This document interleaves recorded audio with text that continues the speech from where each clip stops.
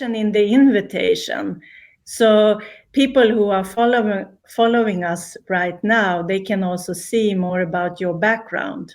Yeah. I mean, if they want to know more about you and your profession and your company you have created.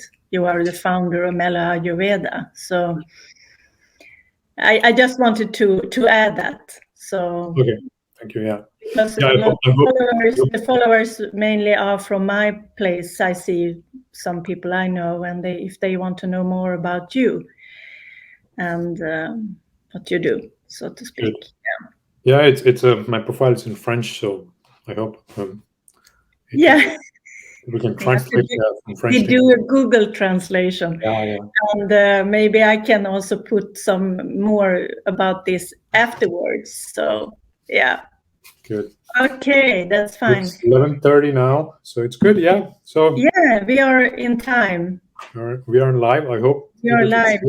Yes, I have a person who indicate that here, so we should be on live. Okay. Yeah, you have read my book. That's what. Yeah, thank you very much. I'm so happy that you are happy about the book, because I have also a lift on my hat for that, because I know your experience and your deep knowledge about Ayurveda. So yeah, I'm happy about that. Charlotte. So I think I'm kind of impressed the book, the way it's presented, and it's very graphic.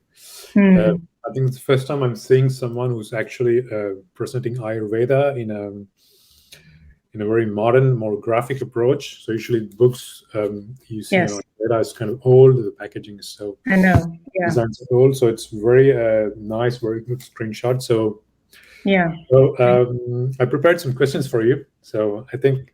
Yeah, thank you. And just to skip in a little fast, that was actually my intention to put it in a nice book design. So I work with a fantastic graphic designer, Erling Bragfors. He has done a lot of beautiful books here in Sweden, and he has also rewarded for some of them. So I was really picked a good graphic designer for this, to make it in a nice viewing point. It's like a piece of art, so to speak, because I think that Ayurveda should be presented more in this way, also to get attention from people who never read these books otherwise, because it's too much, It doesn't get their attention, so to speak. Yeah. I find it very interesting because it covers almost everything, but in a more fresh perspective. So so how do you? I mean, there are some questions I would like to ask you. Yes. So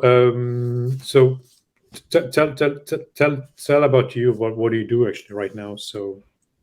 Yes, I mean, the most part of my life, I mean, the whole my life, I have been a creative person. I mean, I grew up in a family with a lot of creative people around me, not especially my mother and father, but my grandmother, my grandmothers, and so on, my uncles, and everybody working with fashion or interior design or different. So that was a natural thing for me to be in a creative environment. So I started with textiles from very early age, and then I continued with that in school and studies also art in Stockholm. And then I started Anna Charlotte 1997, and I was working just with printed textiles. I was drawing printing for textiles, so to speak, and I had a company named Anna Charlotte from 1997. So that's a trademark. So Anna Charlotte is a trademark. It's also my name. And during when I had a very big shift in my life, 2003, and I went to India. And during that journey, because I started to do some small weaving production in a workshop in north of India. So I went there. I went to New Delhi, and a friend of mine recommended me to go to an Ayurvedic doctor. to look me up a little bit, because I had a huge stress behind me, so a long period of long stress. So I wanted just to check up my my well-being, and I met the doctor there, and I was stunned about his knowledge about me. It was like he took my pulse. It was a center in New Delhi, and he took my pulse, and everything he said about me was, I mean, correctly. So, and I got curious. So when I went up to the north of India, I talked to my friends there, and they knew, I mean, everybody knows about Ayurveda in India.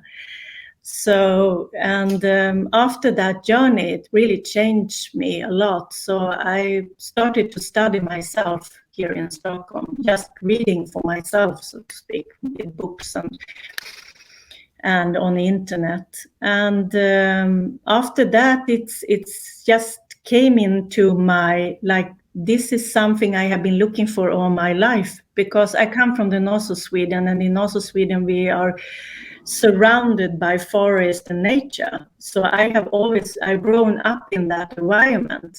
So for me, it's natural to live in the nature, so to speak. But I mean, when we went in the school and around, surrounded by people, nobody talk about it like in an Ayurvedic terms. I mean, about the changing in the seasons and how it affects us, and the environment and the quality of the air and so on, and also how it's connected the shifting in the colors in the nature, and also how it changes us in different ways. So for me, it was like, oh my God, this gave me so much explanation about what I have felt more intuitive, so to speak. I mean, when I was a child, I understood things. I'm a very intuitive person. So I felt that something was missing. Something is missing in this nature, how to talk about nature. So for me, when I experienced Ayurveda, it was like, oh my God, now I find the source here. Yeah. Okay. And so I did a lot of self-studies, and then I had like 2015, I went to the Ayurveda Academy here in Stockholm for 1 year. Under Dr. Vinay Vora and Johan Jungsberg, who has created this school, and study to a health practitioner for 1 year, because I wanted to have my certificate for this. I also studied some aromatherapy too, Ayurvedic aromatherapy. So that's what I have done. And after that, I also study a lot of Vastushastra, which is the building philosophy connected to Ayurveda. So very interesting. Very interesting, Charlotte. You pulled up lots of different domains everywhere. So I've read your book. It's very impressive. But the book is World of Colors. I mean, the world of colors. Yes. So in this book, you mentioned a lot about colors. So what does it symbolize to you exactly? Colors to you personally? I mean, I read the book, so I know. I want to know, what's your thought behind, for you personally? How do you come up with the colors? What image does it give to you when you think about colors? Yes, because for me, colors is not just some, what can I say, dead matter we put on the surface. Color is conscious. It's vibration and light in different vibrations create different kind of colors. That's what we can see in the rainbow. And for me, it's also, when you are aware about that, it's different kind of vibration. It's also a way of communicate in different ways. You know about the chakra system. It's vibrating in different vibration. It's also connected to different feelings. So it's also a way of communicate with the senses, because the senses also are connected with different knowledge, so to speak, where we are for the moment, the feelings, what we can perceive, so to speak. And so when you are more aware about how colors affect our senses, and also how they are connected to the building blocks of people, and how it affects us in different ways, into different moods. Because you can feel that when you're in environments, if they are colored in different ways, how it creates different moods. And so that's what I want to make it people more aware about. When you communicate with colors, it's a language. And when you are more aware about that, you're also more aware about the environments you create and how it affects people. Okay, it's interesting. Yes, so that's a way of speaking. It's a way of speaking. It's another type of language, so to speak. Yeah, I mean, yeah, it's definitely. So how do you put that in a term of, as an interior designer, as you are? I saw some of your works, quite colorful, many patterns. Like, how does he apply this color, which I understand is kind of a holistic way of designing? So how does it work in a practical way? How do you give us an example? How do you employ colors in your interior design or decorations, or how do you do that? Yes, I mean, I call it like holistic interiors. And holistic interiors is the vision is to create natural and supporting environments. So that is the vision from my side. And I always look at the person one at a time. So you have to understand which person you're working with, and I give them colors. So when I work with them, I do like a system for each client. I do a color consultation, so to speak. So before I start to work with the person, I do a color consultation. And then I can go further on and I see if it's a whole family. I have a spectrum of color depending on their energy or how they are, their constitution, so to speak. Yeah.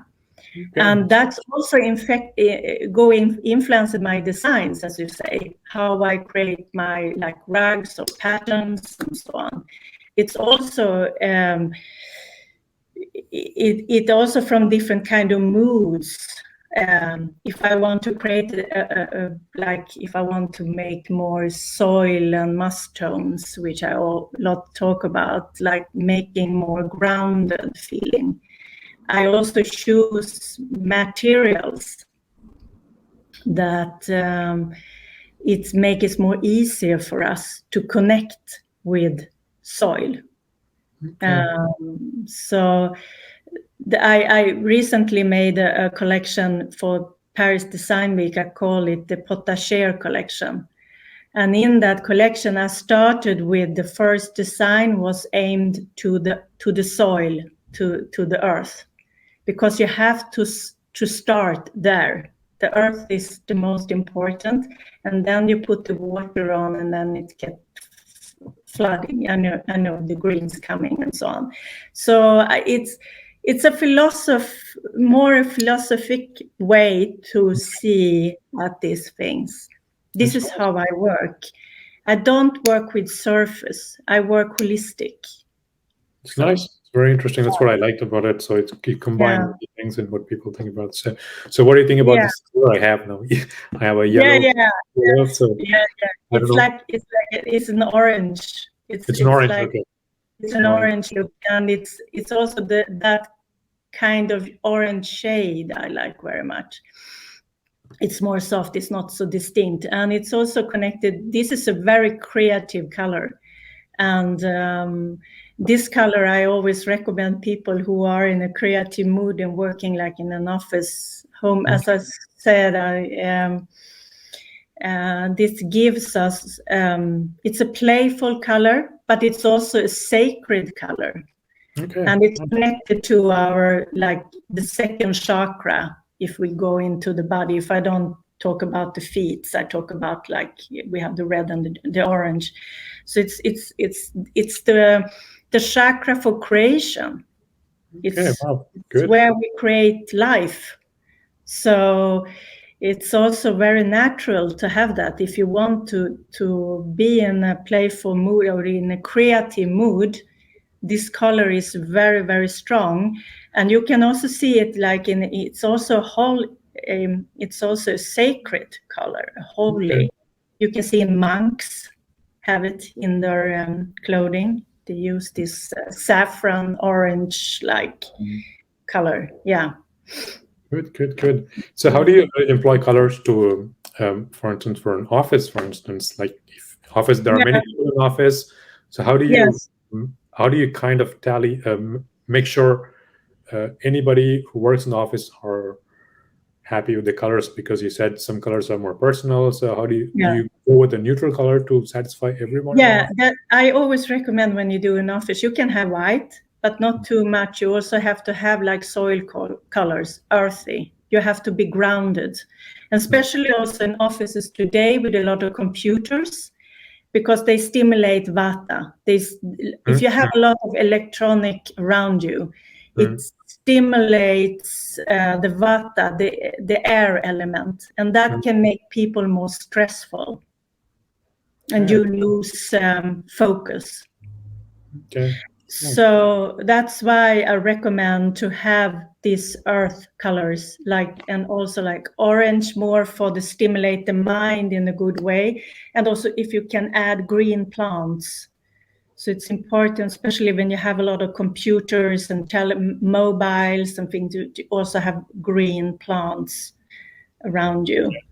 And you can also, it's like in also what you have on, if you have art on the walls, what kind of photo art, that can also put influences in the right direction, so to speak. And you can also like creative with textiles, because I always like to work with different kind of surface and qualities, because that is also important. Because when we work with the senses, because that is like a holistic interiors, is working with all the senses, you have to have different kind of surface and textures. Okay. Should probably hire you for or in a very clean office. When you come in the office, you have white walls and glass everywhere. You get very, very it really draws your energy. You can't re-energy yourself again in that kind. You have to go out in the forest or something to boost your energy to be in that kind of office. I think that's why people get burned out, actually. It's this kind of offices, and they have no privacy, and they have a lot of these computers and telephones around them. So you're suggesting that there should be lots of greens, like natural plants, and yes, and like if you can't have it around you, you should have like places where people can meet. I mean, like relaxation areas where they can just sit down and reboost themselves. Good. Like a meditation place or something. And you can have it at your home too. Like you always have to have a place, like free place. I talk about that in the book too, and to reboost yourself, so to speak. Yeah. It's good. I'm happy that we met recently. That it's good. I would recommend this book to anyone who doesn't know Ayurveda and who wants to know. Thank you. Know a little bit more about design, more a fresh perspective. So I think this book is really great. It's good that we met, and so I'm very happy for that, and I think that, I mean, as we talked about when we met, the Ayurveda can do so much for the modern society if you really just understand some piece of it and understand what it's the knowledge behind, because it's huge. I actually met an Ayurvedic doctor friend this week, in the beginning of this week, and we talk about it, and she has been studying many years too, and I said that this is a lifetime study because it's huge. The source is enormous. So that was actually my challenge when I wrote this book. What should I pick from this source? It's so much, and make it understandable for the Western world, so they not like think this is just, we don't understand what they're talking about, the 5 elements, and what is this, So that was the big challenge for me when I wrote this book. It's good the way the book was written is more also you put the modern approach, because Ayurveda is like 5,000 years old, 3,000 years old, always evolving. So I see rarely people are talking about Ayurveda in a fresh perspective of what's happening. Yes, absolutely. So, because it is modern. We said it actually is super modern. If you look at it, we said that quant physics, like a quant physics perspective, it really is. It's I have some questions to you. Yeah, sure. Yes. Yeah. To make the audience are curious about. I mean, we just met recently, and we just find the connection also between Ayurveda, but also how you have used the Ayurvedic knowledge into your creative process, so to speak. And what does Ayurvedic in cosmetic means actually for you? The cosmetics, it means basically use of Ayurvedic plants, the plants that are coming from tropical Indian subcontinent, and also it means so what kind of plants? I mean, what is the philosophy behind using those plants in the cosmetic products? For instance, anybody can use any plants, but why some plants specific for skin and some plants specific for hair? For instance, because there's a holistic approach to that. For instance, to give you a practical example, let's take a shampoo, like the shampoos that we use, or we could have seen somewhere pH neutral pH. Yeah, I tried your shampoo. It's really, really fresh, and I saw the glow on my hair directly. Yeah. But the thing is that in Ayurveda, our hair doesn't have a neutral pH. Our hair have a slightly acidic pH. So the holistic approach in cosmetics is basically providing what is exactly providing what is needed for the body, for the hair, for instance. So we don't have to change the pH of the shampoos to tell them, okay, this is a good for your hair, but actually the hair doesn't have the neutral pH. It's water having pH. So holistic approach is what I do imply in Ayurvedic cosmetics. We respect the body in its own state. For instance, to give another example, if people, when they suffer from eczema or psoriasis, or they have dry skin, so what does the modern cosmetics give us? It gives us ceramides. Ceramides are kind of things which our body doesn't have. So we put the ceramides on our skin, and then okay, problem solved. But it's not work like that. But actually, our body can secrete the ceramide. So in Ayurveda, so we give cosmetics that actually let the body trigger and do the work for itself, actually. So that way you get less dependent on the cosmetics products. The body body's skin condition is more improved. So that's one example. Two concrete example I could give for Ayurveda and holistic cosmetics. Yes, fantastic. I think there are many examples like that. You could do not just Ayurveda in cosmetics. Ayurveda, you could go even beyond the way how you eat, the way how you sleep, and the way. Yes. Because as I said, apart from Ayurvedic diets, is there anything else worth exploring in Ayurveda? What do you think? Well, I mean, there are many things in Ayurveda. For instance, Ayurvedic plants have great values, and which is literally unknown, actually. I mean, in India, except in India and some countries, there are seriously using that, and now there are only few clinical trials are coming in Europe, but now India is coming back again. It's doing more proofs and more trials. Now we have some data shows that some of the Ayurvedic plant extracts, the molecules, there are many potential drugs which has no side effects. For instance, we have some hair loss, we have dandruff, which is coming again and again. And people are using anti-dandruff shampoo, for example, for more than 10 years, actually. They're still using the same shampoos. Problem is not going away. So there are some beautiful magical molecules which I explained, which we already tested on hair and skin, which is working. So we can use that as more as a therapeutic purpose without any side effects. And yeah, of course, after the COVID, now we have lots of problems, more depression. People are kind of being less happy. So I think there are many solutions in Ayurveda we can inspire, we can apply to our current way of living, actually. Yeah, absolutely. I'm sure about that. Also, the way I mean, that's what I said when I had my studies in Ayurveda. It's genius and it's loving. It's very self-love to you to go into this philosophy, and that is actually what people really need right now. Yeah. It's, just these small kitchen advices. Just carry.